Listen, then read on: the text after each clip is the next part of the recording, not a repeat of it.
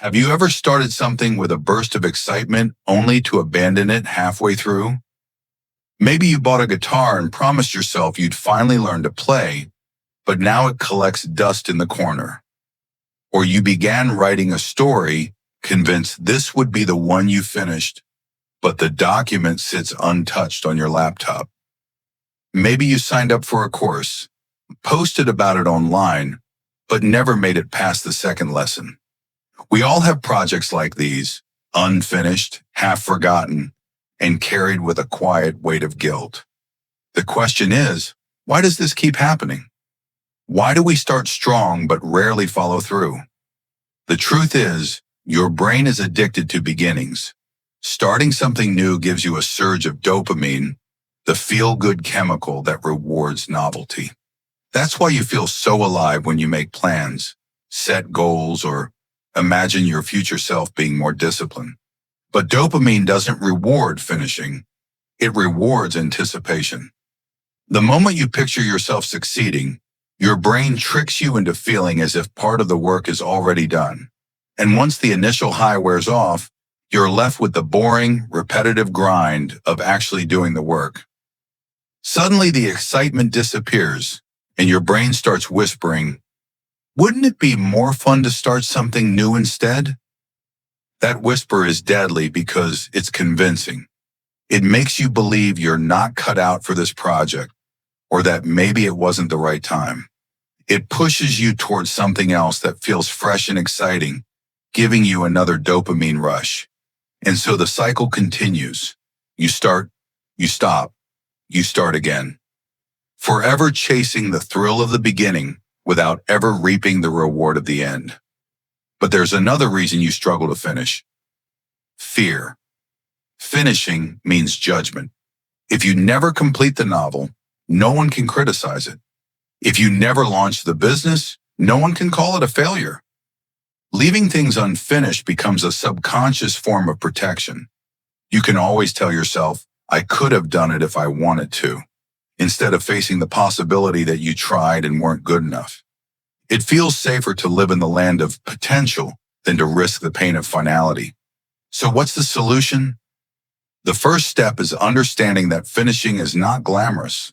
It doesn't come with a dopamine rush or a burst of excitement. Most of the time, finishing looks like sitting alone, repeating the same small actions over and over, while resisting the urge to jump to something shinier. It feels boring. It feels unremarkable. But it's in that space, the unglamorous grind, where transformation actually happens. Think about the last time you did finish something meaningful. Maybe it was a degree, a project at work, or even finishing a tough book. The satisfaction didn't come at the beginning. It didn't come in the middle either. It came at the very end, when you could step back and say, "I did it. It's done." That quiet pride is different from the fleeting thrill of starting. It lasts. It reshapes your identity. It proves to yourself that you're capable. The key, then, is to stop chasing the high of new beginnings and start chasing the satisfaction of closure. One way to trick your brain is to make finishing visible. Break projects into smaller endings. Instead of aiming to write a book, aim to finish one page today. Instead of get fit, aim to complete today's workout. Each micro finish gives your brain the reward it craves while keeping you moving forward. When you string enough small completions together, you create momentum that carries you through the grind. Another powerful shift is to redefine success. Don't make finishing about perfection. Make it about proof. The proof that you can see something through. The guitar doesn't have to make you a rock star. The book doesn't have to become a bestseller. The course doesn't have to change your career. What matters is that you finish it, because each time you complete something, no matter how small, you build the muscle of consistency. That muscle is what carries over into the bigger, scarier projects. The truth is, your unfinished projects aren't failures.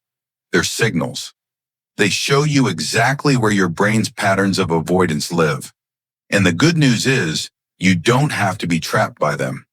You can rewire yourself to value completion over novelty, consistency over excitement. The process will feel slow at first. You'll have to fight the urge to abandon ship. But if you keep choosing to finish, you'll notice something remarkable. The cycle breaks. You stop being the person who always starts and never ends, and you become the person who follows through. Imagine how different your life would look if you finished even half of what you started. The stories unwritten would finally be told. The skills half learned would become mastered. The projects that haunt you would finally be complete. That version of you already exists. It's just waiting on